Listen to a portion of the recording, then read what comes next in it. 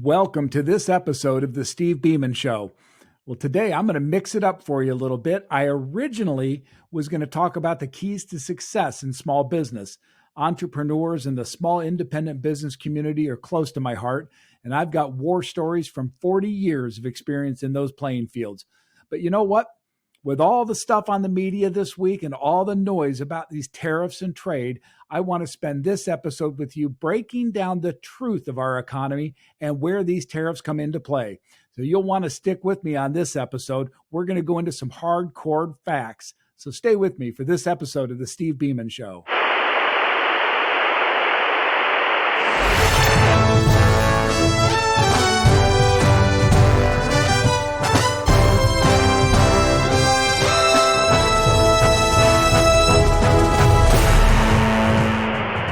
My friends, welcome to this episode of the show.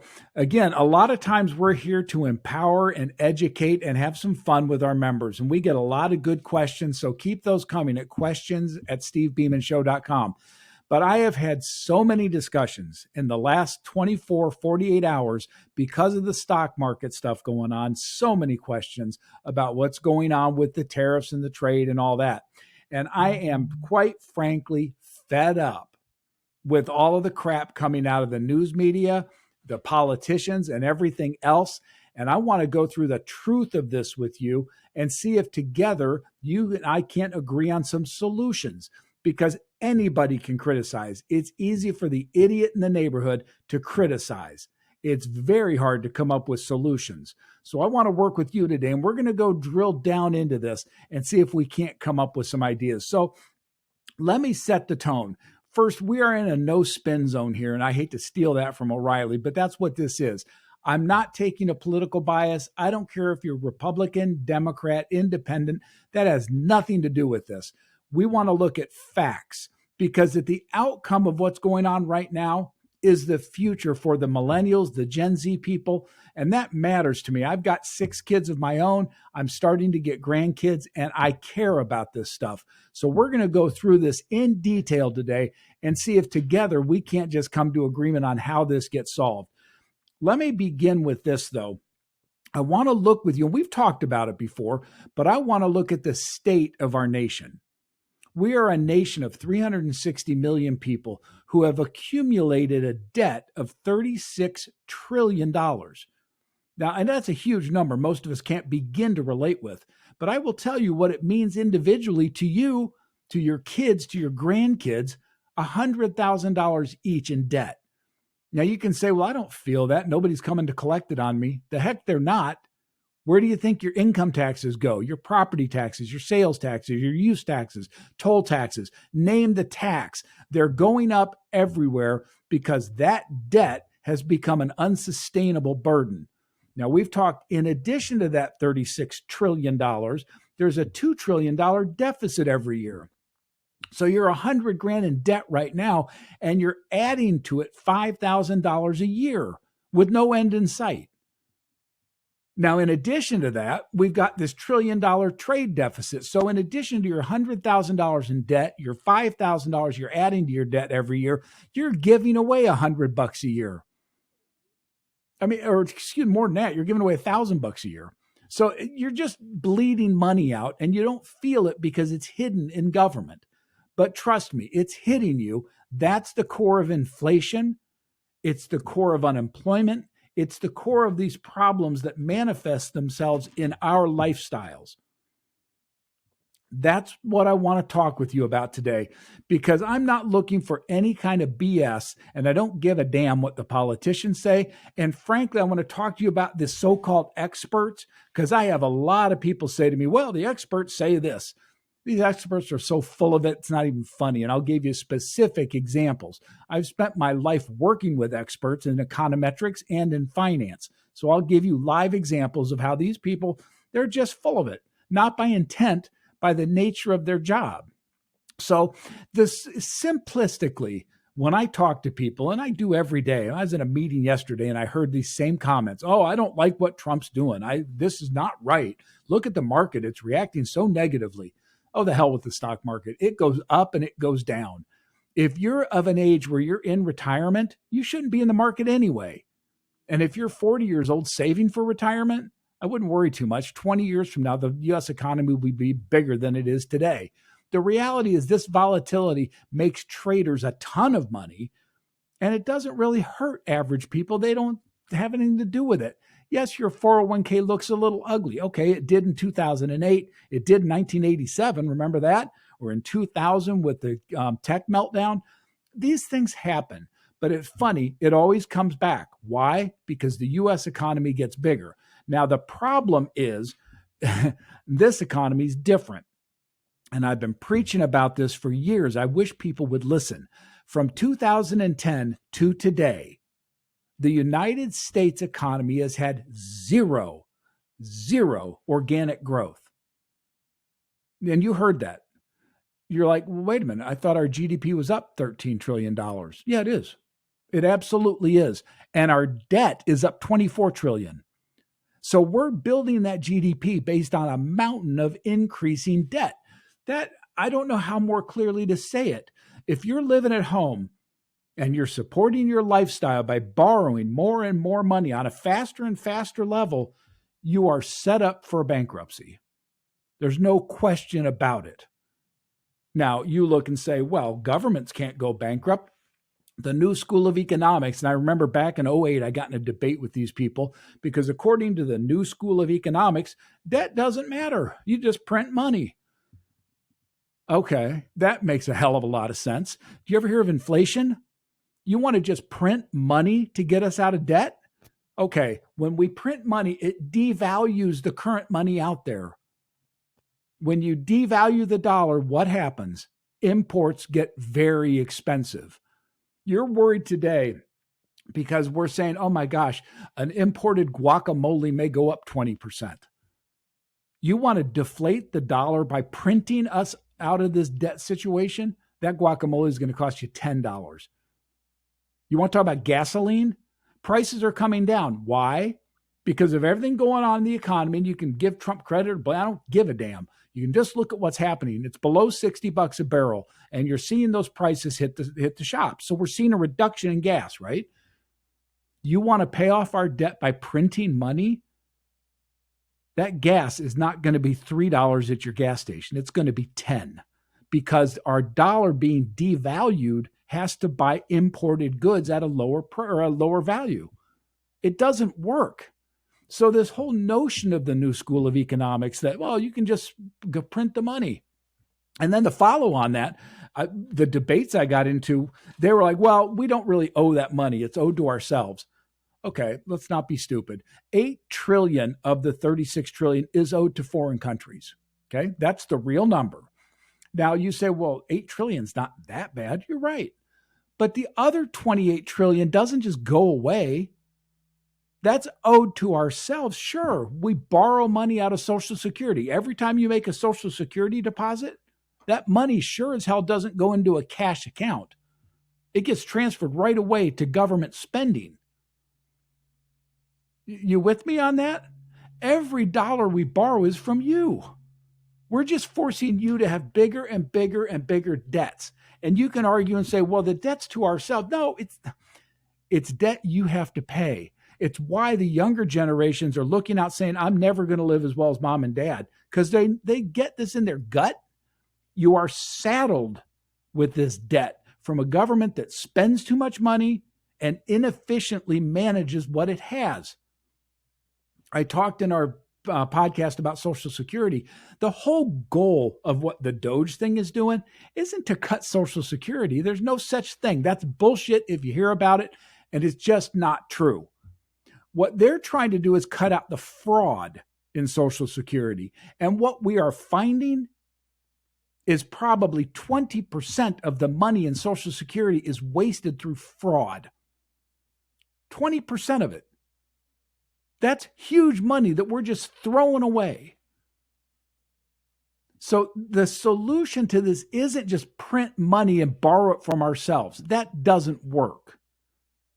Okay?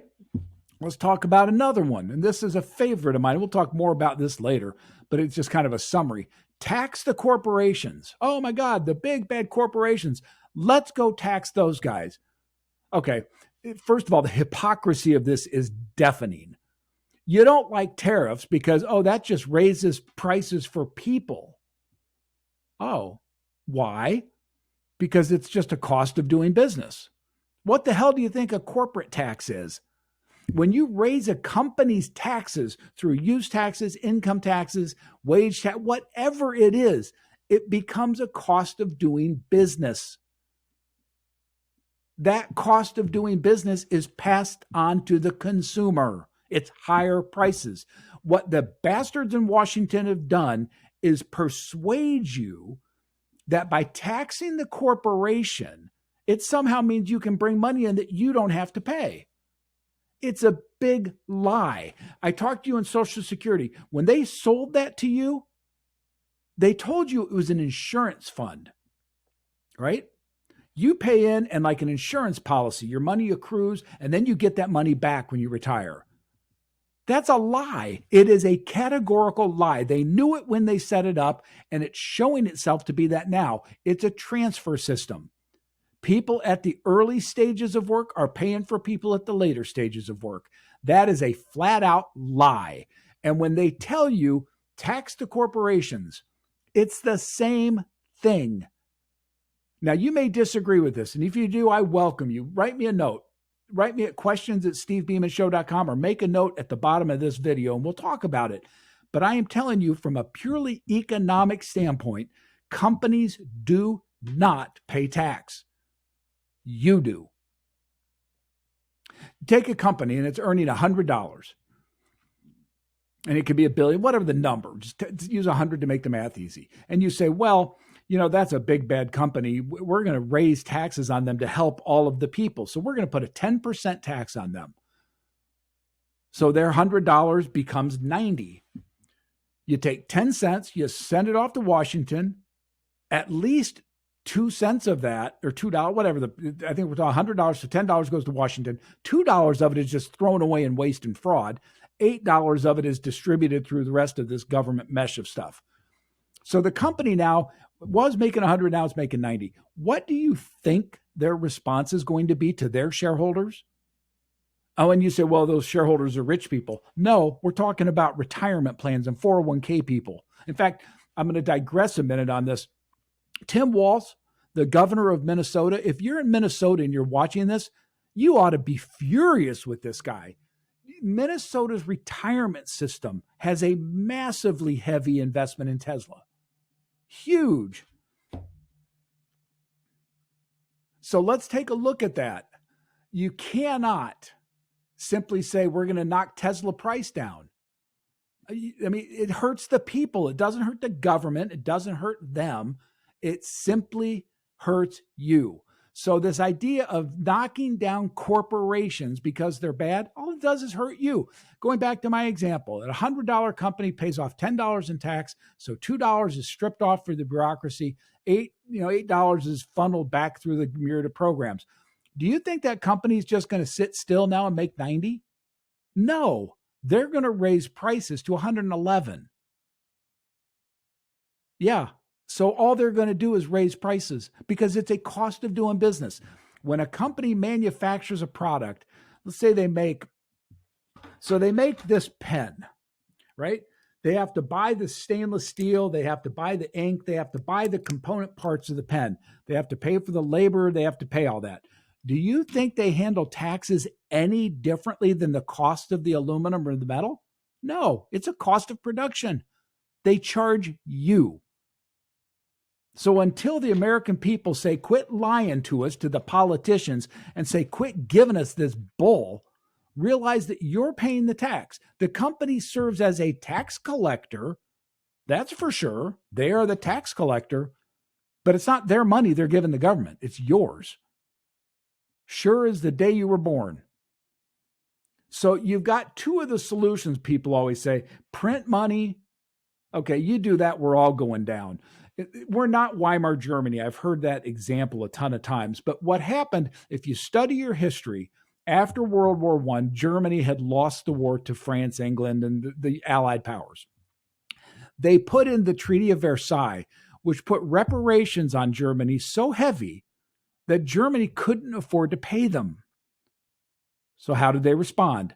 They started printing money. Well, the more they printed, the less it became worth. At the beginning of that cycle, and what was called the Reichmark, which is the German dollar, it was roughly parallel with the US dollar. So let's use those as examples. A loaf of bread cost $1. It probably cost about $1 in Germany. Okay. At the end of this period of monetizing their debt to the French, that loaf of bread didn't cost 1 Reichsmark anymore. It cost 1 billion Reichsmarks. We saw the same thing in Venezuela. They started to monetize debt because they were running out of money and their currency collapsed. Do not think for a moment that can't happen here. The countries around the world, and the BRICS especially, Brazil, Russia, India, and China, they're looking at replacing the dollar already as the world's reserve currency. Already. So don't think for a minute, if we start just monetizing our debt, that countries won't run away from it. They will. So you can't monetize the debt. You can't just charge corporations because people can't afford the higher prices. So what's the third one I get all the time? Well, tax the rich. Tax the billionaires. Let them pay their fair share. All right. I pulled data on this. And I'm telling you, I just find it staggering every time I look at this. And I pulled it because I know the numbers on the top of my head, but I want to just always give you good data so I don't have some say, oh, you were wrong. Okay. Right now, if you look at the top 5% of earners, top 5%, they pay 66% of all taxes. 66. So the top 20% pay 2/3 of the taxes. The top 50% pay 97.7%. So you want a progressive income tax? We've already got that. How much more progressive do you want to be? Now, tied to that, tax the billionaires. Oh my God, the oligarchy. The hypocrites say that more times to make you throw up. Oligarchy, let's take Elon Musk, Mark Zuckerberg, the top 15 wealthy people in the United States. Their aggregate wealth is about $1.5 trillion. That's a lot of money. Oh my God, what would that do? That's about $4,000 for each of us if you just liquidate them. Now let's look at what liquidating them means. Elon Musk, for all you could love him or hate him, I've never met the man, right? But I know what he's done. He launched a rocket ship that's reusable and reignited the US space program single-handedly. He built the electric car industry. This was a phantom and a dream until Musk got involved. He launched Starlink. He launched PayPal. This is a guy who is the inventor of our time. You love him or hate him as a person, but you cannot deny that he's the Thomas Edison of our day. He invents things other people only dream about. You want to strip him of the money he uses to build things like that? So take all of his wealth, all of it, wipe him out. You and I each get $1,000, and then we lost Elon Musk. Is that worth the price? You can say, well, okay, Elon's unique. Let's take Jeff Bezos at Amazon out. Okay, let's take Jeff out. You know what? Facts about Amazon?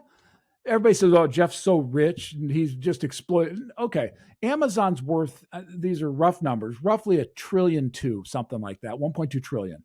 Jeff Bezos is worth like 120 billion. So he's worth about 10% of the value of the company. Do you know what that means? I know you don't think like this because most people don't. It's not that you're not smart. It's that you're not educated in this stuff because nobody wants you to know it.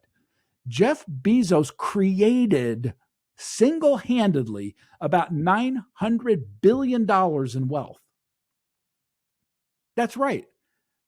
He's wealthy from this is true. He's got $120 billion, but $900 billion has been built for other people. Pension funds, retirement plans, 401ks, mutual funds, the stuff that average people are invested in. You really want to penalize him? You want to get rid of Jeff Bezos? Okay, Warren Buffett. Let's get rid of him. He's probably the best capital allocator that we've had in the last century. And what do I mean by that? Here's a guy who allocates capital into productive enterprises. Okay, now let's compare that. Do you want Warren Buffett allocating capital or the government? Have you ever heard of Solyndra? The government squanders billions of your dollars on companies that they try to launch and never succeed because they don't give a damn. It's not their money. I mean, the biggest boondoggle, do you remember the Obamacare thing? You could be for it or against it, I don't care. They spent like $500 million on the website. A couple of kids at Harvard got mad at that number and rebuilt it for 10 grand. That's government.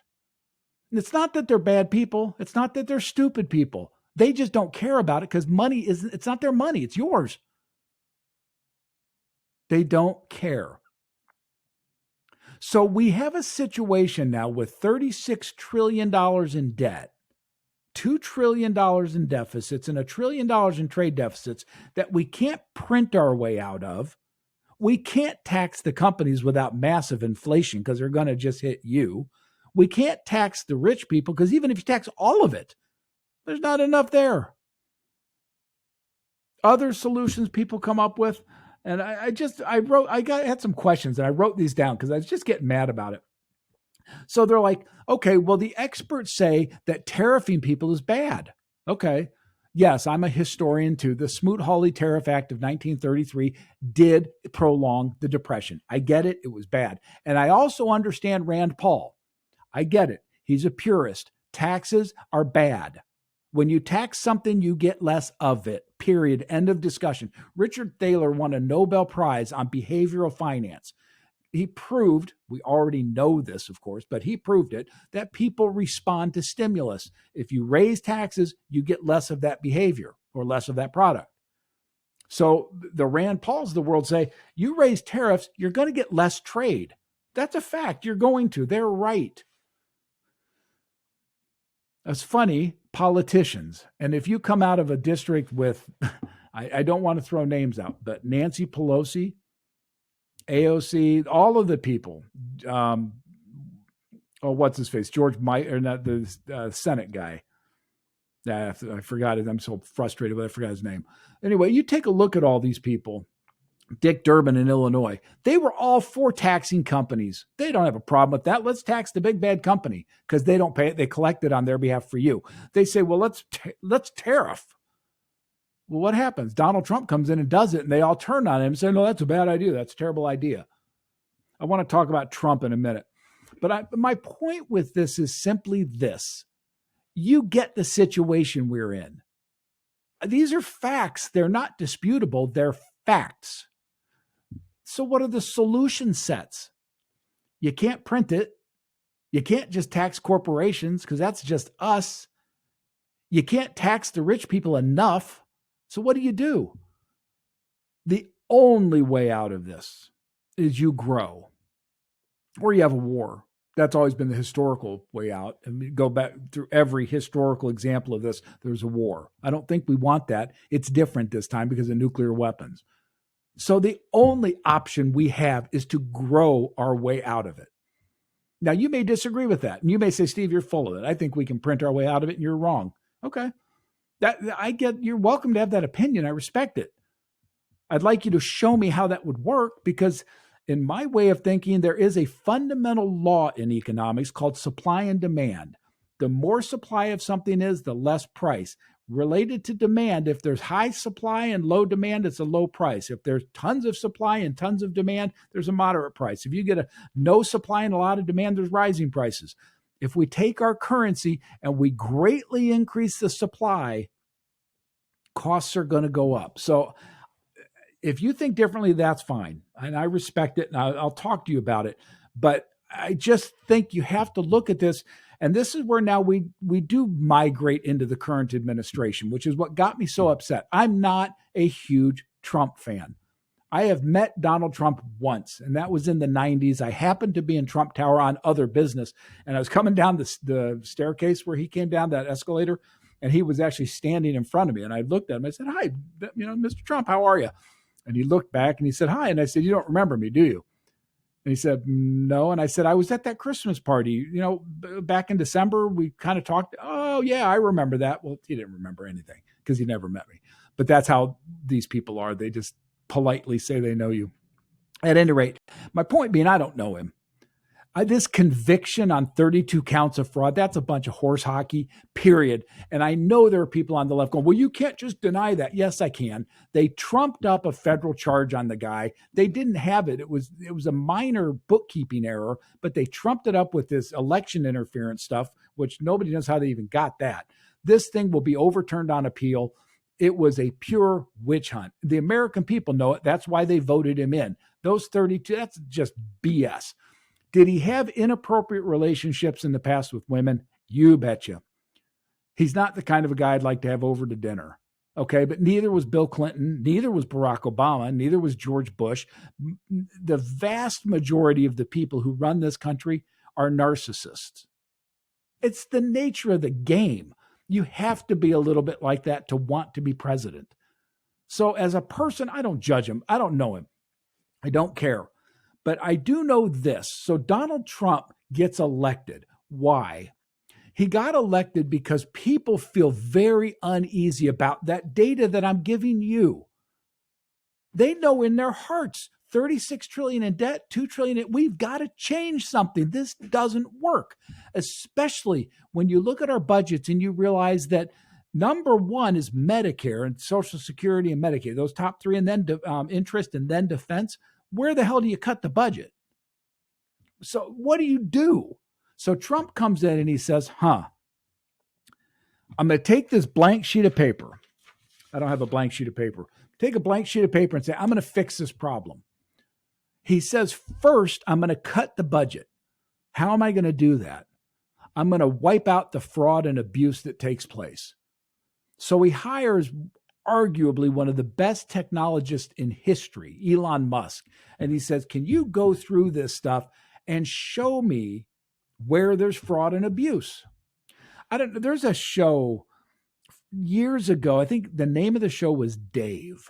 And it's a story about a guy who becomes president almost inadvertently. And he doesn't really know how to handle it. So he calls his friend, who's an accountant in a small town in Iowa. And the guy comes out and looks at the books of the government. And he says to Dave, who's now the president, this is incredible. There's no auditing. There's nothing. We don't know what these people are doing. I could probably cut this in half like any small business if I ran it that way. And it's a story kind of about common sense. Point being, Musk comes in and says, holy crap, this is filled with fraud. We have Social Security recipients in excess of 110 years old. I think one was 200 years old. That, I don't care if you're Republican or Democrat, you cannot look at that and say, okay, that's okay. It's not okay. You're throwing away our children's money. We can't do it. So he brings in this Doge thing, which everybody wants to, oh my God, it's unconstitutional. It's not unconstitutional. He's totally authorized to have he's got a group that goes and looks at the fraud, and they found enormous fraud. Office buildings that are vacant because people never go to work. It's all over the place. He looked at the Department of Education, and there's a huge push to eliminate that. And some of you are going to be on the left, and you're going to condemn me for what I'm about to say. The Department of Education should be shut down. It was created in 1979 by Jimmy Carter in response to and for the benefit of the National Teachers Unions. Period. It has failed in its mission. Its job was to improve education in the country. We went from number 1 or 2 in 1979 to like number 17 or 20 or something right now.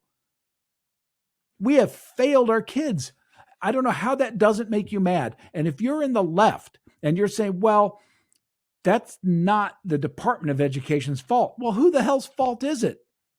They were given $3 trillion to make education better.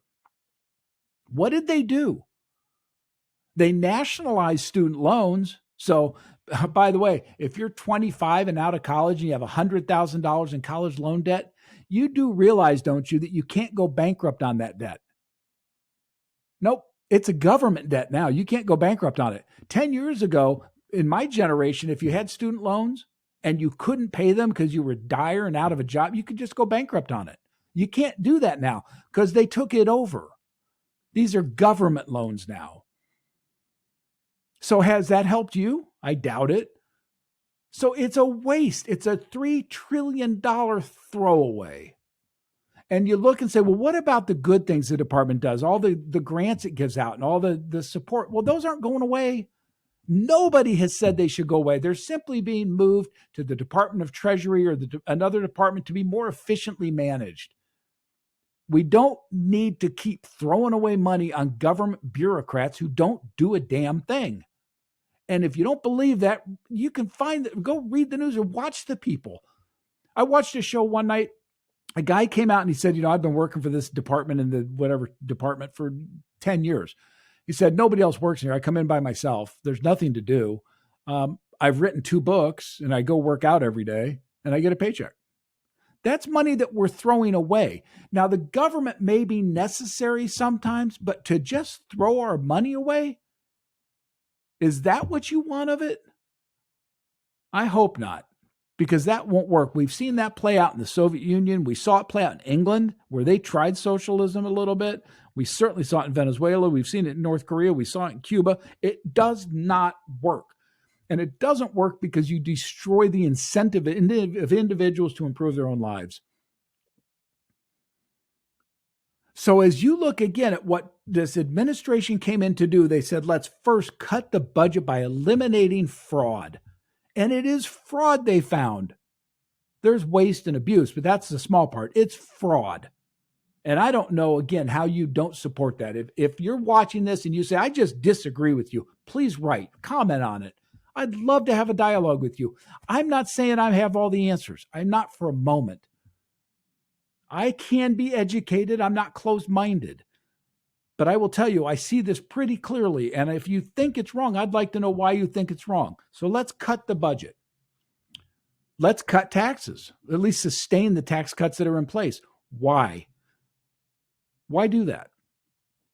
Because, again, it's a blank sheet of paper, and the only way out of this debt problem is you grow. Well, you don't grow the economy by raising taxes. You don't, because why? The less money people have, the less they can spend. And that spending cycle on people and for businesses is what fuels growth, because you put it into capital investment that grows wealth. Again, witness Amazon. You tax people their money away, there's no money to grow. So nobody wants to raise taxes unless you have the jealousy economy, which is the AOCs and the left. Again, the Dick Durbins of the world. Tax the rich people. I just showed you we're already doing that. So what do you want to do? You want to tax more, send the money to Washington, have them fraudulently take 20% of it for themselves, and then distribute the other 80% in some bureaucracy that doesn't perform? Or do you want to leave it in the hands of people who do their own capital allocation and can decide best for themselves? I mean, I'm not denying government. We have to have some. We have to have a Defense Department. It's a mean world out there. We have to have a Department of State. We've got to have relationships. But we've got to pare it back, because you and I can't afford to pay more and squander more money. So you go back and you say, let's cut the budget. That'll save some money. That will reduce interest rates, and that will help offset some. You cut taxes. That gives more money into the economy. It's stimulus. What else do? You deregulate.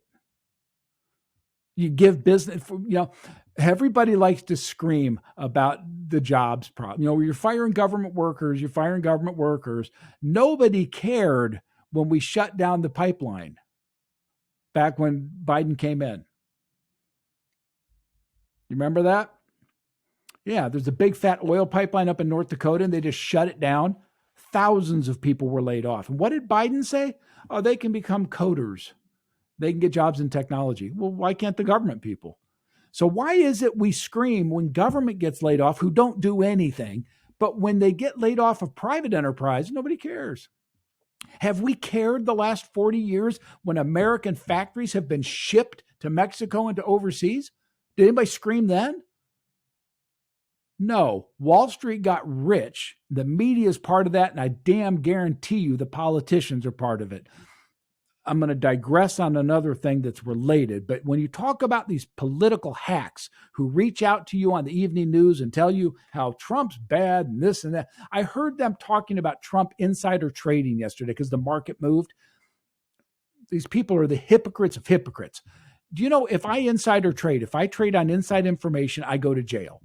Go ask Martha Stewart. She went to jail. It's illegal. But do you know who it's not illegal for? Members of Congress. They're allowed to inside trade all day long. How the hell do you think they're all getting rich? They're certainly not doing this for you. So we look at this again. I keep going back. We're looking for a solution to a really bad problem. Number one, you can't print your way out of it. You can't tax the corporations. You can't just tax the rich. You can only grow the economy. So how do you do that? You cut spending where it's wasted, not where it's productive, but where it's wasted. You cut taxes, or you certainly don't raise them. You cut regulation. And then you look at trade. And we look at a trade system that was built after World War II to transfer American wealth to the developing world. Laudable goal. We were way, way richer than anybody else after World War II. Again, I've given you these numbers, but we had more steel production, auto production, energy production, more everything than everybody else in the world combined.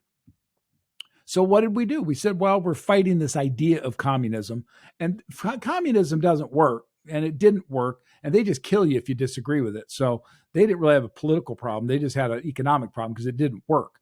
But the U.S. said, you know what, we're going to compete with that. And so we're going to have trade policies that, lay into this.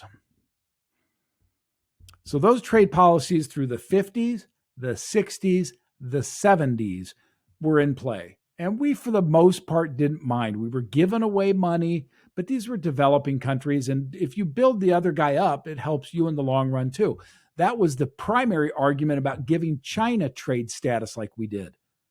Oh, my God, if we build up China, who wouldn't want to sell 1 billion pairs of shoes? I mean, that was an argument in the late 70s and 80s all over the place. So Reagan came in and said, let's have free trade. Let's cut American tariffs. Let's become a free trade zone, basically. Others will follow, and we'll build them up, and then we'll all do business together. It's a great idea, but it didn't work. And here's why it didn't work. Surprise, surprise, the Chinese aren't in it for us. They're in it for China. And they are the biggest abuser of this, which is why I'll use them as the example, because a lot of companies and countries did this. China said, screw you. Yeah, we want to ship all that product into you, but we, China, are going to have slave labor and sweatshops, which they do. We're going to allow you to import your stuff to us, but we're going to tariff it. More than that, though, we're going to steal your intellectual property. We're going to regulate your businesses to the point they can't afford to work here unless you give us ownership of it. So we have to do these partnerships with China. And then they manipulated their currency so that their currency value went down, making their goods dirt cheap here and our goods very expensive there. This has gone on since 1980. So for the last 40 years, this has gone on. I have a chart, and I'm going to try to get it up on here, and it shows the wealth gap in the United States. We've talked about how the rich are getting richer and the poor are getting poorer. Everybody feels it. This shows clearly that beginning in 1980, the top 20% started getting all the money. Why? Because we'd set trade policy in place that raped the American middle. And we rationalized it and said, well, they're less expensive, free market, lower cost, but it wasn't free and it wasn't fair. These other countries regulated us and taxed us to the point we couldn't export into them. Our farmers have been screaming about it for years. Our auto industry, the workers here have been screaming about it because under NAFTA, all the production went to Mexico. Well, the other countries didn't reciprocate. It was free to sell to us, but not to them. So I want to go back to the theme of this whole thing. If you are the president and you have dictatorial powers and you've got an economy sitting like we're sitting right now, How do you fix it? I was listening to one of these news reporters last night. I was just furious because they're sitting there criticizing the administration. Okay, that's fair. But don't do that without presenting a solution. It's real easy to tell people that's a bad idea. It's a hell of a lot harder to say, and here's a better idea. So I put you in a position of being the dictator in the country. What do? Are you going to just print money? Are you going to just tax corporations / people? Are you going to wipe out the billionaire class? Are you going to try to grow the economy? And if you are, how are you going to do that? I think you cut spending, you cut taxes, you cut regulation, and you try to get fair trade. To me, it's pretty clear. Now, you may have a different opinion, and I'd love to hear it. I welcome that. That's what we're missing in this country is an honest dialogue. I'm not saying I'm absolutely right. Hell, a lot of this is philosophy. Again, I've said before on this program, they call economics the dismal science because as much as anything, it's a philosophy. I believe the individual matters. Others believe the collective matters. That's a philosophy. I get it. I want the individual to do well. I want the auto worker in Michigan to do well, the steel worker in Pennsylvania. I want the tech workers to do well out in California and now Missouri and everywhere else is building. The oil workers in Louisiana, they matter to me. I want them to do well. And they're not going to get there if we keep borrowing to support our lifestyle, if we refuse to come up with solutions. So I'm telling you right now, what the hell choice did the administration have? And you can say, well, and I've heard this one, my God, I've had so many people say, well, experts are saying this is really bad and that he should never do this. And, the experts are saying this. Okay. Let me give you a couple specific examples, and I don't want to throw people under the bus, but I have worked my whole life in academic industries of economics and finance. Let me give you examples of the experts. Do you remember 1997? Many of you don't. There was a hedge fund called Long-Term Capital. It was created by a bunch of Nobel laureates in economics. And what they did is they came up with a model that predicted the future prices of baskets of currencies and other commodities. So the problem with it is the model didn't generate a lot of return. It was a very small return, but in their mind, it always worked. So if you have something that generates 1% a year, but it always generates 1% a year, how do you fix that? How do you make that attractive? You lever it up. Wall Street's miraculous at creating leverage. So let's say you lever that 1% 10 times. Well, now you get a 10% annual return. That's really attractive, especially one that never fails. So the experts, the Nobel laureates come out and say, we have it, it's done. We're making 10% perfectly for our investors until the fall of 97. And the model didn't work for one trade. As a result, something like $40 billion was lost. The U.S. economy almost collapsed. This was another one of these where they had to have all the big bankers come together and say, oh my God, we better flood the money with cash. That's the experts. I'll tell you another true story from my time working in economics and econometrics. So I went out to a tire company and I'd sold them a consulting project. And we were to come up with a forecasting model to see what tire aftermarket production would be for tires into the auto industry. Okay. So I go in there and I sit down to present the results. This guy paid a fair amount of money for this. And I'm not kidding. This is in central Indiana or northern Indiana. The guy was a picture, kind of a little overweight, true Indiana guy chewing tobacco. No joke. So he had a spittoon next to him. So we go in and we present these results and he gets out and he puts on his glasses. Okay. He does one of these and he looks at these numbers and he looks up square in the eye and he says, these numbers is horse shit. Ping. Now, the response I would have expected from a brilliant expert is, I'm really sorry. Maybe we did something wrong. Do you know what I heard come out of the mouth of the expert, the PhD, the economist? I never said the numbers would be right, but the process was elegant. No joke. That was the response. These are the experts. These are the people who are guiding this. I was going to bring up a couple of specific ones because I'm looking at, long-term capital clearly. But I was looking at Milton Friedman. I like Milton Friedman a lot. I think he's really an incredible guy because I agree with him, right? But if you look at Milton Friedman, and I was going to compare him with, I forget the guy's name. I don't know, one of these other economists who I've been on debates with. The fact is, they have different philosophies of life. Milton Friedman says freedom works, individual liberty works. This other guy who got a Nobel Prize says government. Well, let me give you a good example. John Maynard Keynes. He's an expert. He's a Nobel Prize winner in economics. He's guided government policy since the 40s. John Maynard Keynes, Keynesian economics, came out and said this. At the end of the day, government is the only enterprise big enough to impact the economy. So we can use government to moderate the economy. When it's too slow growing, government can throw money at it. When it gets too fast, government can pare back, therefore modulating these swings in the economy. It was so good on paper that he won a Nobel Prize. What happened in reality? In reality, when the economies turned south, the government spent money to stimulate. When the economies went too aggressive and went north, the government still spent money. Government never got smaller. Why? Because there's no incentive to get smaller. None. Zero.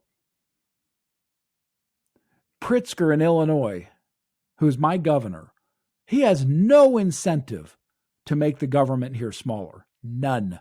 He has every incentive to make it bigger. Thus the fallacy of Keynesian economics.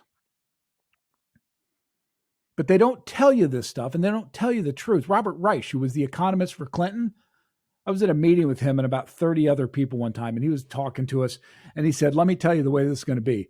We know you guys don't like our economic policies. We know you don't want, we have a more government-centric economy. He said, but here's how we're going to do it. We're going to put you in the frying pan, and just like the frog, we're going to turn up the heat so slow that by the time you figure out what we've done, you're going to be fried. The government has done that crap to you for 50 years. And if you believe them, if you think they are the knight in shining armor out to save you, I want to give you an analogy. I'm going to give you a parable, if you will. I've said this for 15 years because I know it to be true. You have a guy walking down the street one day and he's carrying a basket with 5 loaves of bread. He's worked hard. He grew the grain, he milled it, he baked the bread. He's good because it's coming up on winter and he's doing just fine. Okay, so what's going on with that? He feels good. He's walking down the street. Guy walks up next to him and says, I'm hungry. May I have a loaf of bread? You now have one of two transactions that can take place. Either the guy gives him a loaf of bread, in which case he's generous and the other guy's grateful, or he says no, in which case you could call him selfish, and the other guy says, I better do better next time because I'm hungry. You could call it negative motivation, but it's motivation nonetheless. Now, here's the next scenario. These two guys are walking down the street. They're debating whether or not he should give him a loaf or not. They're talking about it. He doesn't know yet. Guy rides up on a white horse with a sword. Hi, I'm the savior. What's the discussion here? Guy says, well, he has 5 loaves of bread. I don't have any and I'm hungry. So the guy on the horse looks down and says, ha, you have plenty. You, and pulls his sword out, you will give 20% of your bread to this man. So the guy looks and says, I don't really have a choice. There's a sword to my head. I'll give him a loaf of bread. So he does. Now what's happened? Okay, the guy who gave up the bread feels like he was stolen from. The guy who got the bread feels entitled, and next time will just ask for more. And the guy on the white horse rides off into the sunset feeling like, I just solved the problem. That's a very simple example of your government. They have more, you have less. We're going to steal from them. We're going to give it to you. And then I'm going to feel good because I'm the government. But what they do is they strip off the money for themselves. Go look at the net worth of our government officials. You'll be stunned. These aren't public servants. I don't know whoever came up with that phrase. If you work line for the police, the fire, as a teacher, you're a public servant. You run for Congress, it's not public service you're in, it's self-service you're in. And they're all doing it. And I'm furious about it because they all want to bash Trump for trying to fix this nightmarish problem, but they don't provide solutions. Bernie's out on the, oh my God, get rid of the oligarchs. What's his solution? Let's get rid of them. Let's get rid of the top 15 wealthiest people. Let's just take all their money. Okay, we each get $4,000, and then what? You've lost Elon, Warren Buffett, Jeff Bezos. You've lost the people who've built wealth. You think that's a good idea? If you do, again, I urge you, tell me why I'm wrong. I welcome that. I miss that. I'd like somebody to say you're just flat wrong because of this. But I've listened to the experts. I can't, you guys know this. On Wall Street, it was famous for the Elaine Garzarellis of the world who called the market crash of '08, but they called one thing. And as a result, they became famous for the long term. The experts get famous for making an arbitrary call. And then what they say doesn't work. There's a very real contrarian move that says if one of these guys says buy it, you should sell it. I mean, it was Alan Greenspan, as smart as he was, saying that free trade in the U.S. will grow all the countries and we'll all be better off. Okay, on paper, it worked. In the real world, we shipped all of our manufacturing abroad, we shipped our jobs abroad, and we spoiled the American people by saying you can get dirt cheap goods with no price. There is a cost to those dirt cheap goods. The cost is $36 trillion. And my kids and my grandkids have to pay that back.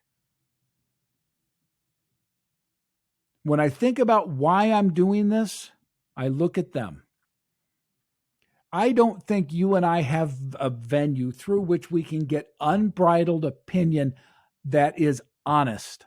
If you watch Fox News at night, you get spin. I'm not criticizing it, but they're so pro-Republican and anti-Democrats. The Democrats can't do anything right. You watch MSNBC, Donald Trump could love puppies and they'd come out and say, kill all the puppy mill. I mean, they hate each other and they make money because you buy into it. Their mission is to separate and conquer, and they're doing it every day. I hope that through this podcast and the speeches we're out making, the articles we're writing, the books all the stuff we're doing, we become a forum through which we can talk about a solution to these problems, not just criticize proposed solutions. I respect you as an individual. I know the American people are smart. I know we have our issues and all of us have our biases and some of us aren't nice people and there's all kinds of people, right? 360 million is a lot. But I know for the most part, we're pretty smart, pretty educated people. You have been lied to and manipulated for 50, 60, 70 years by a Washington machine that wants to divide and conquer you and bleed you. They've opened up a trading system that the Chinese government is bleeding you. Now, again, you say, I don't feel that. I work as a nurse or I work as a teacher. I work as a, whatever my job is. I'm doing okay. I have my own place to, yeah, you're doing okay. But at what cost? We all want our iPhones dirt cheap because they're made in slave shops in China. Well, we argue against that, right? I heard somebody say, well, if we stop all this immigration of the illegal immigrants, who's going to pick our crops? Americans don't want to do those jobs. Oh, horseshit. Americans don't want to do them because we pay slave wages. Oh, but wait, we don't want to exploit people, or do we? Let's try to be consistent. The people who want the illegal immigrants to produce cheaper crops, they're the same ones talking about how bad business is trying to make money. Well, they're the ones doing it. They're the ones bringing in cheap labor for business. It's not fair. It's not right. It's not moral. And by the way, it's also not true. Only about 1.5% of all immigration, illegal immigration, works in agriculture. So that's a total myth. You can throw that out right now. Our food isn't going to go outrageously expensive because we stop illegal immigration. It's not going to affect it. It's just more of the same misinformation crap you get everywhere. And I am a little bit angry about it today, and I'm a little bit frustrated because I want you to know the truth. And I urge you to take a look at that problem: debt, deficits, and trade deficits. And you tell me, how would you fix it? Because this administration is saying, let's grow the economy, let's cut taxes, let's cut regulation, and let's try to get fair trade. Oh, and let's get capital infusion. Let's not forget, they're trying to bring $3 to $6 trillion of new money into the economy. Tell me where that's wrong. Don't just tell me I hate Donald Trump. Who the hell cares? You tell me, other than those 5 things, what would you do? Because somebody better fix this. Somebody better fix it. So anyway, next week and next time on the next episodes we get together, I will start drilling down on the keys to success in business. Again, I've spent 40 years of my life in entrepreneurial ventures. I love entrepreneurs. I love the independent business community. My heart is in your hand. You guys, to me, are all that's good in the United States. You're the backbone of a mission and an idea that is this whole country. So we're going to go down the ideas of 10 keys to success that I found in my life are pretty important. It's a masterclass in small business, so you don't want to miss that. That'll be coming up in the future. We're also going to keep doing stuff on financial literacy. We think we can do a masterclass on financial literacy. And then we'll also talk about what I've referred to you as the 5 paths to a transformed life. Because if you're going through struggles right now, if you're going through a time in your life when you just don't feel like you can keep going, become a member of our mission, of our movement here. I guarantee you I've been there. I not just feel your pain, I've lived it. And I want to share with you ideas that I've had on how I got out of it. So there's a lot to talk about here on the Steve Beaman Show, and I am glad you're with me. Leave your comments. We're happy to see those as always. Send us questions at stevebeamanshow.com. Heck, you can send them direct to me at steve@stevebeaman.com. I'll be happy to answer them there. Just get in touch. Let's work together for a brighter future. Let's make sure that we offer our children and our grandchildren the brightest future they can possibly have. Thanks again for joining me on this episode of the Steve Beaman Show.